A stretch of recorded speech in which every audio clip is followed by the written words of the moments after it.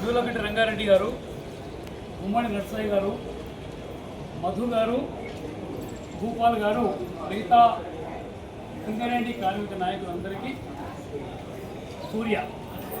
ఇప్పుడే మన అన్న చెప్పినట్టుగా బట్టి విక్రమార్క గారు వారి ఇంట్లోనే ఉన్నారు.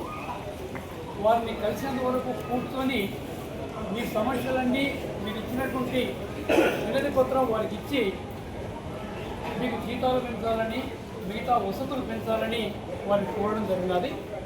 తప్పకుండా అధికారులను పిలిపించుకొని మాట్లాడి వాళ్ళతో చర్చించిన తర్వాత ఏ విషయం తెలియజేస్తామనేటువంటి మాట వారు చెప్పడం జరిగిన మాట కూడా నేను మనవి చేస్తూ ఉన్నాను.